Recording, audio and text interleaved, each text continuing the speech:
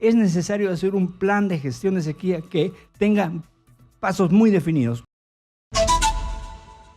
Está esta mañana con nosotros en estudio José de Pierola, presidente de la Asociación Peruana de Ingeniería Hidráulica y Ambiental, APIA, ¿no? Así se llama. ¿Cómo está, caballero? Buenos días. Buenos días. Muchas gracias por la invitación. Bueno, escuchaba lo que estaba comentando, ¿no es cierto?, sobre lo que estaba pasando en Sí, Ecuador. O sea, sí, esto ya era una advertencia para nosotros. Exacto. Sí, es una advertencia y el gran problema pues, que tenemos en nuestro país es la falta de previsión, ¿no? Cuando los problemas están ya presentes, comenzamos a tomar acción.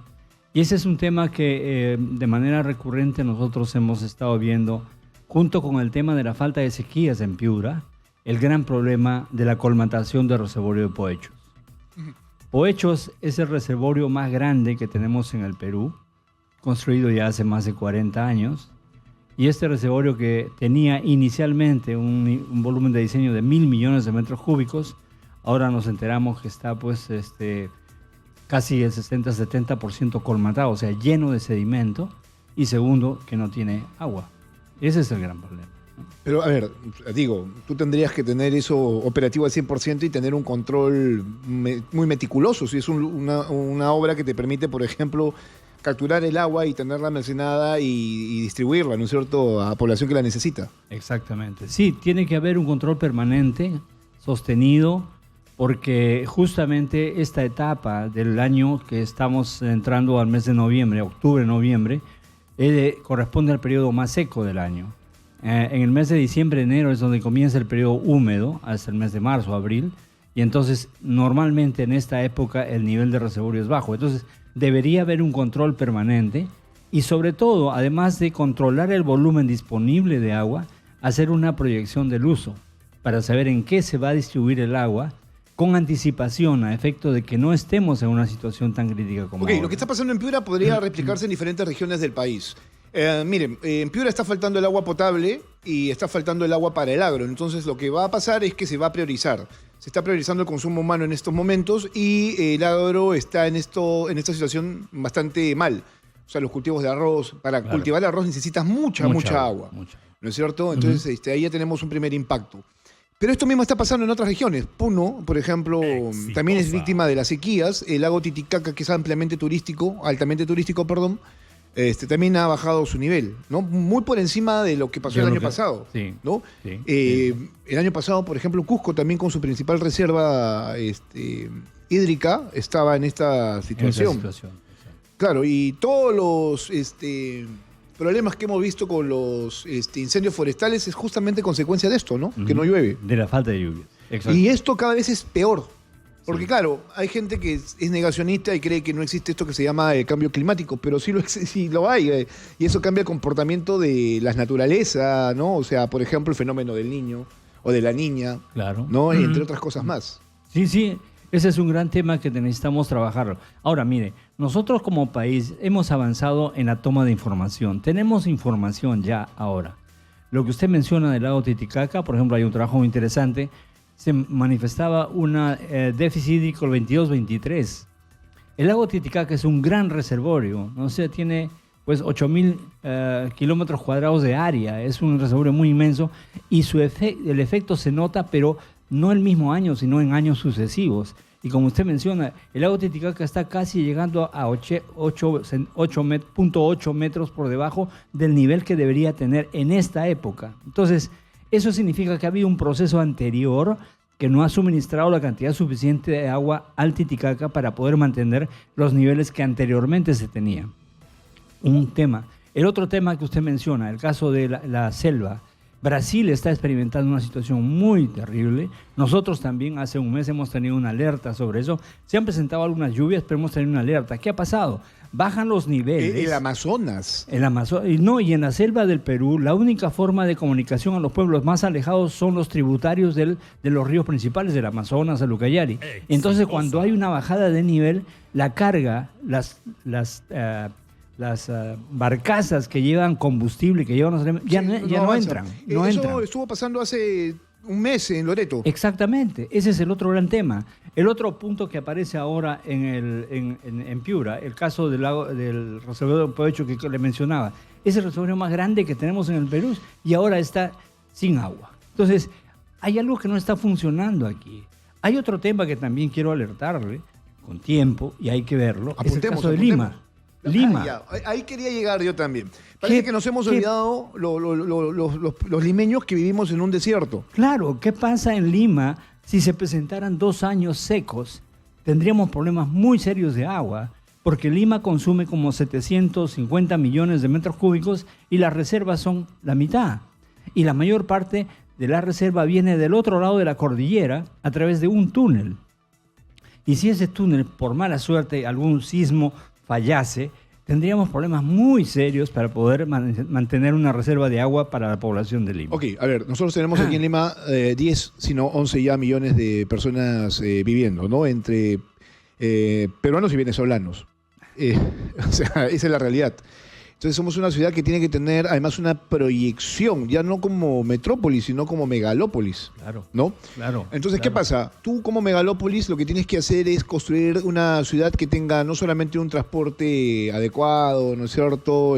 Zonas verdes para esparcimiento, sino que tienes que tener, por ejemplo, ¿esto qué es? ¿No? Proyectos hidráulicos que te permitan tener una reserva de agua. No, además que la reserva de agua es no solamente hídrica para consumo humano, sino energética. Claro, por supuesto. Ahora, y yo me acuerdo perfectamente que hace 2 años empezaba a haber cortes de luz, por ejemplo, en distritos importantes como de la zona sur, Chorrillos, Barranco, Miraflores, y alguien me decía, el problema está en que ya hay problemas de energía.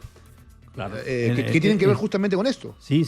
El otro gran problema, y después de eso, nadie más ha dicho absolutamente nada. No, ese es un gran tema. Y esta ciudad necesita justamente otro tipo de reservas, ¿no?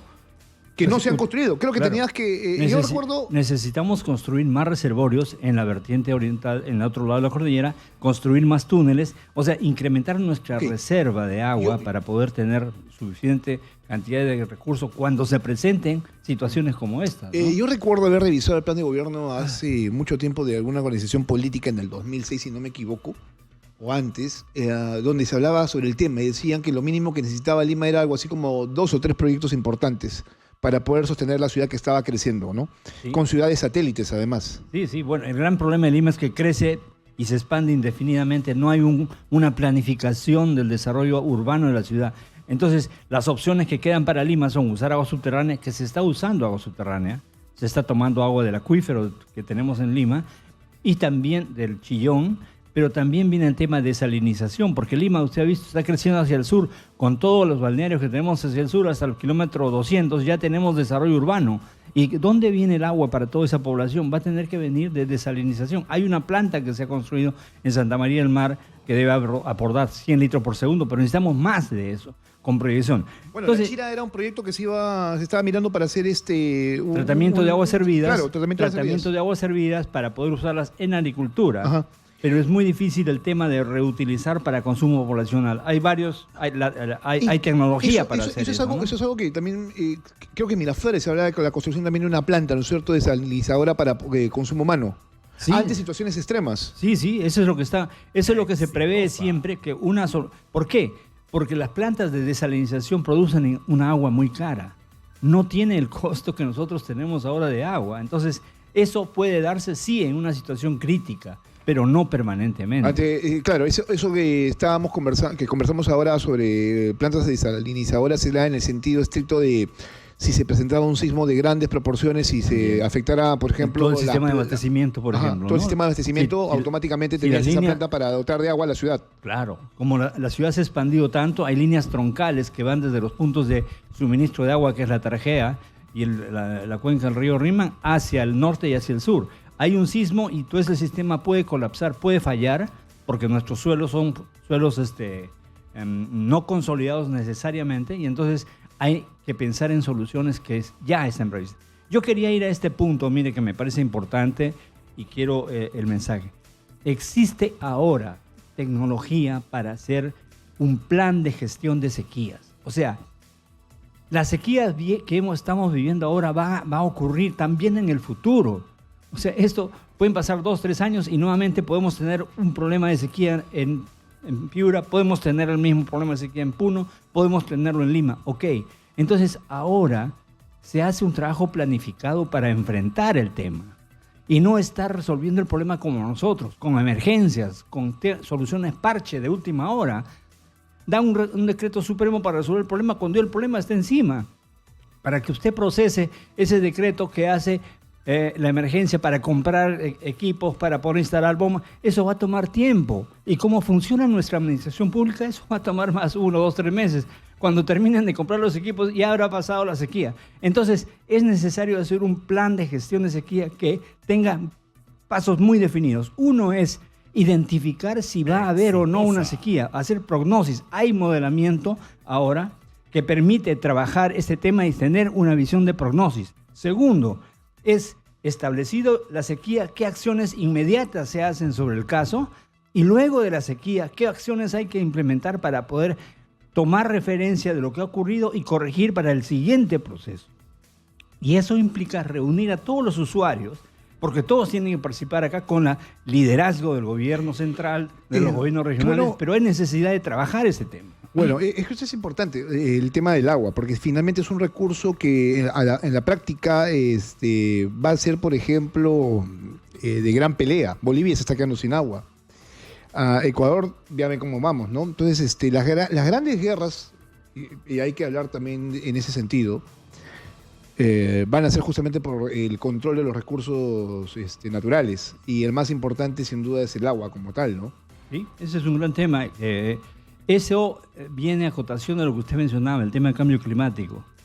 Más o menos se ha establecido que por la presencia del cambio climático, que es un incremento en la temperatura global, que deberíamos controlarla, que no pase más allá de 1.5 grados Celsius, la idea es que la tendencia es que las precipitaciones se hacen intensas y cortas y las sequías se hacen largas y mayores. Entonces, frente a ese escenario posible, futuro, necesitamos abordar el tema de sequías y poder tener una planificación para resolver esto. ¿Por qué? Porque mire, si para poner un plan de gestión, es decir, vamos a elaborar, sentarnos a trabajar todos los usuarios con el liderazgo del gobierno local, central y regional, hagamos un plan, quién se encarga de qué, cómo vienen los procesos de toma de decisiones, qué acciones se van a implementar, pero hay que tenerlas ya previstas, de tal manera que cuando se presente la sequía, y las sequías se califican en umbrales, sequía muy, muy intensa, sequía intermedia, sequía esperada, entonces de acuerdo al tipo de umbral de sequía que uno tiene, implementa un conjunto de acciones y no esperar que las cosas se presenten ya para recién tomar una acción. Este es un llamado de atención, especialmente al gobierno, ¿no? Porque necesitamos implementar esto, que lo están haciendo otros países. Yo sí, sabe usted perfecto, no sé, sabe usted que aquí, al menos los sábados, yo detesto hablar con políticos porque la verdad no me dan ningún tipo de solución a los problemas y vamos siempre en un loop constante como medios de comunicación buscando testimonios de gente que realmente no aporta nada cuando este tipo de situaciones ya están en desarrollo. O sea, la autoridad, por ejemplo, poco nada va a hacer cuando esto, por ejemplo, tendría que haber tenido todo un plan de desarrollo con anterioridad. O sea, nadie trabaja en función de las perspectivas, todos son muy reactivos. Pasa el problema y ya ven cómo lo solucionan. Ahora tienes a 34 provincias de Piura declaradas en emergencia, pero ¿qué tanta emergencia puede solucionar? Porque lo que se necesitó antes fue la construcción, por ejemplo, de infraestructura, ¿no? Sí, explorar, por ejemplo, Piura tiene agua subterránea. Y lo que estaban demandando hace mucho tiempo era, por ejemplo, presupuesto del Ministerio de Economía para poner ¿cómo se llama esto? Paneles solares para poder poner en funcionamiento bombas que permitan sacar el agua, ¿no es cierto? Y dársela a la población. Y recién han estado hablando del tema. Sí, porque el tema de aguas subterráneas tampoco es... Voy a hacer pozos de aguas subterráneas. Allá, vamos a perforar acá. La gente está haciendo no es así. Su pozo no de es agua. así. Cuando se planifica un sistema de extracción de aguas subterráneas hay que hacer estudios geofísicos, hay que hacer una geología, hay que planificar qué profundidad dan los pozos, qué tipo de pozos son, qué volúmenes o qué caudales esperan tener, todo un sistema de colección. Usted saca agua subterránea que le va a costar y le va a poner en un canal sin revestir, está perdiendo agua. Necesita un sistema de tuberías para llevar esa agua a un reservorio y de ahí distribuirla. O sea, es todo un plan. No es cuestión de ya vamos a hacer los pozos y mañana salen. No salen así las cosas. Y ese es el llamado de atención que necesitamos. Somos un país que ya no es pobre, es un país que tiene recursos. Mire, la agricultura del norte nos ha llevado a una situación de ser uno de los agroexportadores mundiales, ¿no? Esa era mi preocupación. O sea, todo el norte es agroindustrial. O sea, el espárrago es demandado a nivel mundial, ¿no? Somos uno en arándano, somos uno en uva, somos número 2 en palta, somos 5 en mango. O sea, somos la despensa de exportación de frutas ahora y esa situación tenemos que cuidarla. Así como debemos cuidar el agua para nuestra población, tenemos que cuidar esa posición y también cuidar nuestra minería, porque la minería nos da los recursos para salir adelante. Entonces, ese es un tema de planificación, de visión de Estado hacia adelante. Y el agua, como usted dice, es fundamental para todo esto. Entonces, necesitamos trabajar un plan de gestión de sequías nacional que abarque el norte, abarque el centro, abarque el sur y abarque también la parte oriental para ver qué medidas son las que tienen que tomarse en base a qué información, qué tipo de información necesitamos sistematizar, actualizar y tener presente para poder estar siempre con las orejas listas para poder, cualquier alerta, automáticamente identificar qué acciones se hacen a efecto de evitar una situación de estado crítico como el que tenemos ahora. Bueno, ahora, nosotros estamos... discúlpeme que le interrumpa. Sí, diga, por favor. El último punto, mire. Usted desarrolle. El reservorio de Poechos, que es nuestro reservorio más importante en el país, está prácticamente colmatado. Dicen que 60%, de repente es más, estamos hablando pues de 700 millones de metros cúbicos. Hay que sacar ese reservorio, ese sedimento para darle vida al reservorio. Y eso cuesta. Ok. ¿Ese sedimento es producto de que de los años, la combinación del fenómeno del Niño, desbordes? Es también fenómeno del Niño. O sea, con el fenómeno del Niño se activan muchas quebradas y muchas cuencas y traen todo el material sólido y lo depositan ahí en el río, en el reservorio. Entonces, ¿qué pasa? El tema es que cada metro cúbico de extracción de este puede costar 2 o 3 millones, $3. Imagínense, 300, 400 millones de metros cúbicos por $4. Estamos hablando pues de 1.000 millones de dólares que hay que invertir para poder repotenciar ese reservorio. Y eso no se hace en un mes, eso se hace en años y se hace con un plan de trabajo bien elaborado. Y ese es otro de los temas que tenemos que trabajar. Hay otro tema, el reservorio, por ejemplo, de Limón, que alimenta a las aguas para el proyecto Olmos, que es otro de nuestras fuentes de producción agroindustrial para exportación, está también en estado de colmatación. Y necesita todo un trabajo para poder resolver el tema de deposición de sedimentos. Pongamos, ¿no?, que esto haya pasado con el fenómeno del Niño. Estamos hablando del año 2016. Había tiempo, ¿no es cierto?, suficiente para evitar este tipo de situación. Estamos hablando de casi 6 años, ¿no? 7 años, ¿no? Claro. Y no dejarlo así, porque esto en realidad es un abandono. Sí. Nosotros hicimos un evento ahora en el mes de marzo que llamaba Water Week, que estaba a congregar a todos los que estamos trabajando el tema de aguas, y ahí vino el ingeniero Napoleón Puño de Piura y nos hizo una exposición del caso del proyecto Chira Piura. Ajá. Y el caso del reservorio de Poechos. Y ya él nos alertó en el mes de marzo, nos dijo, miren, se está colmatando el reservorio, necesitamos resolver el problema. Y estamos ahora en octubre y no ha avanzado el asunto. Y recién se van a hacer las acciones con proinversión y todo para ver cómo se resuelve el tema. Este es un tema técnico y también, por supuesto, de financiamiento, que hay que verlo con tiempo, con planificación y con gente enterada, ¿no? ¿Qué tanto, por ejemplo, el gobierno desarrolla este tipo de temas? O sea, ¿qué tanto hay políticas para impulsar, por ejemplo, proyectos de inversión pública para la generación de agua? Bueno, hay varios proyectos. Para la reserva del agua, ¿no? En el sector, por ejemplo, saneamiento, hay todo un plan de inversiones, pero desgraciadamente, pues, usted sabe cómo ocurre en nuestro país. Del 100% de lo planificado es el año 2025. Se lo comento porque las juntas de regantes se andan quejando constantemente de que hay un serio problema, por ejemplo, de que ellos puedan tener el agua que necesitan para desarrollar sus actividades. Claro, ese es el otro gran tema. O sea, falta de la coordinación entre los usuarios y la autoridad competente para poder hacer la planificación de la distribución del agua y los trabajos estos de mantenimiento. El otro gran tema que tenemos en el Perú, construimos una obra y creo que ya se resolvió el problema. No. Construimos una obra y lo que usted mencionó al inicio, necesitamos hacer un seguimiento, lo que se llama operación y mantenimiento, que es un costo permanente que hay que asumir. Y eso tiene que asumirse y tiene que incluirse en el costo de operación, en el costo del agua, para que esto pueda subsistir y avanzar. Las cosas no vienen del cielo, o sea, hay que trabajarlas y ese costo de operación y mantenimiento es un gran problema, no solamente en el sector agrícola, en otros sectores de producción también en el país, ¿no? Bueno, ahora, Hay un plazo de 30 días para que se pueda atender el problema. A mí me genera en realidad muchas dudas si es que esto se va a solucionar. Y lo digo con mucho pesar porque, o sea, esto no tendría por qué pasarle a la población de Piura, ¿no? Estas declaratorias de emergencia, por ejemplo, ¿en qué pueden solucionar el problema? Bueno, o sea, yo sé que es la dación de recursos y de dineros, pero realmente realmente, y ya que usted es un especialista en temas de agua, o sea, ¿se puede revertir la situación? Porque son 30 días para que se acabe toda la reserva de agua que tiene la región. Sí, no, es muy difícil. Es una situación bastante. O sea, ¿a qué apuntamos? ¿A un caos? Yo creo que estamos apuntando a una solución parcial, a un paliativo urgente, de emergencia, pero que no estamos viendo el otro gran tema. ¿Qué pasa si en el mes de enero, febrero, marzo en Piura no llueve como se espera? ¿Por qué? ¿Es posible? Claro, es posible. ¿Por qué? Porque se han presentado una niña.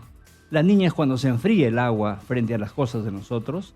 Y este enfriamiento de agua hace que no haya evaporación y por lo tanto las condiciones de precipitación en la costa norte se dificultan. Cuando viene el niño y se calienta el agua, entonces comienza a haber evaporación. Los indicadores hasta ahora es que tenemos una niña muy fuerte y no hay una idea de que pueda avanzar una onda caliente que viene desde el este, desde Australia, desde esa zona, lo llaman la onda Kelvin, cálida, no está llegando. Entonces, hay una posibilidad de que no se presenten las lluvias en la magnitud que nosotros esperamos en la zona norte para poder aliviar el tema. Entonces, esto de la emergencia es un paliativo. Claro, ahora, vuelvo a repetir, y esto es importante, ¿no? O sea, esta situación ahora le está tocando a Piura. Próximamente tendremos regiones con el mismo nivel de afectación. Si no, Lima también en un futuro, si es que no empezamos a mirar las cosas en su ámbito o su real dimensión, ¿no? Eso es lo que yo le pido a usted. Claro. Incentivar esa idea. Oye, Lima necesita es que estos un plan temas de gestión. no están además en los planes o proyectos que presentan, por ejemplo, las organizaciones políticas cuando van, ¿no es cierto?, a una nueva elección. De esto no se ha hablado mucho, no se dice nada. O sea, sí fue en algún momento una preocupación. Estoy hablando de hace 5 o 6 años, pero lo hemos abandonado. Bueno, porque se presentaron problemas en su momento. Por situaciones más menudas, ¿no? Claro. Y usted sabe, esos fenómenos son recurrentes, ¿no? Las lluvias intensas del norte también son recurrentes. Entonces, van a ocurrir de aquí a futuro, sí. Que no se presenten 2 o 3 años, no quiere decir que nunca pero se van a presentar. Si vamos al mapa real de lo que significa el Perú, ¿cuántas regiones tendrían que en este momento tener ya una mayor proyección respecto al tema del agua? La gestión de sequía y la gestión del agua. Como le decía, necesitamos un plan nacional que identifique zona norte, zona central, zona sur y zona oriente. Implementar en ellos planes de gestión, tanto de recursos en condiciones normales como en condiciones de sequía y en condiciones extremas de máximas también. Porque también, como usted sabe, cuando vienen las lluvias máximas tenemos problemas. Aquí la Bocatoma de la Tarjeta tiene problemas muy serios cuando viene una lluvia muy intensa y tienen que cortar el suministro de agua. Entonces, Arequipa ocurrió lo mismo el año pasado. O sea, vino una lluvia. Entonces, hay escenarios que es la lluvia máxima, el déficit de sequía, para poder tener acción, para definir acciones que se implementen en su momento. Lo de Arequipa fue vergonzoso, no pudieron haberlo atendido con tiempo, ¿no? O sea, lo que pasó ahí es que se salió el río y se trajo todo el sedimento, todas las piedras, o sea. No, y mire usted el caso de Río Lima. Y dejó la ciudad como que 2 o 3 días sin suministro, ¿no? Sin suministro. Y la gente desbordada completamente. Y eso es terrible. Eso y no aquí, aquí con el fenómeno del Niño del año 2017, 16-17, si no me equivoco, pasó pues que se acordarán ustedes que se salieron los ríos, ¿no? Entonces la Tarjeta colapsó. Porque viene y estábamos todos preocupados por el tema de conseguir un balde para hacernos de agua, ¿no? Y no sabías cuánto tiempo iba a durar el tema, ¿no? Entonces, ese escenario, por ejemplo, se puede analizar no con la premura como ahora, ¿no?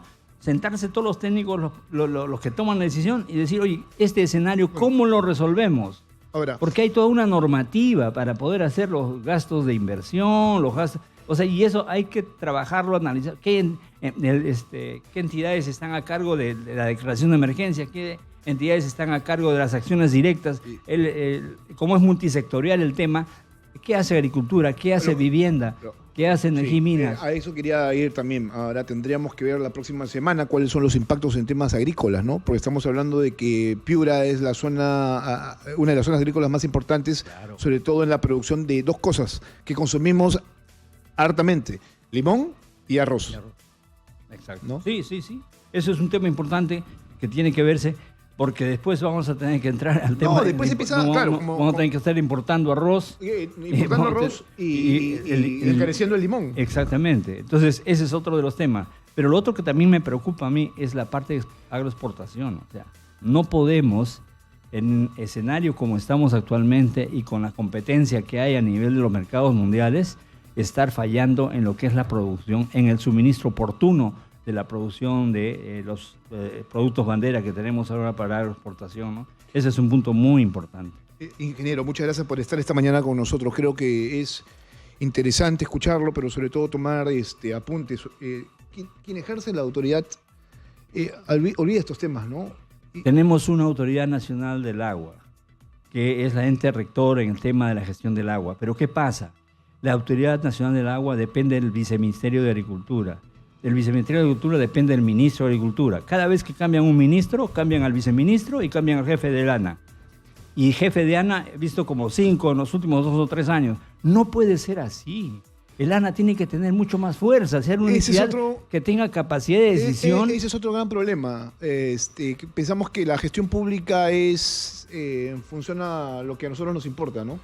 Y cada gobierno decide por la libre, sin mayor planeamiento, y eso justamente nos lleva a tener este tipo de consecuencias. Necesitamos una autoridad de agua fuerte, con capacidad de decisión, y pueda hacer todo este trabajo de planificación, coordinación y detalle para poder tener un plan de gestión del sistema de suministro y oportuno del agua en el país, ¿no? Bien, gracias al ingeniero José de Pierola, presidente de la Asociación Peruana de Ingeniería Hidráulica y Ambiental, aquí en Exitosa.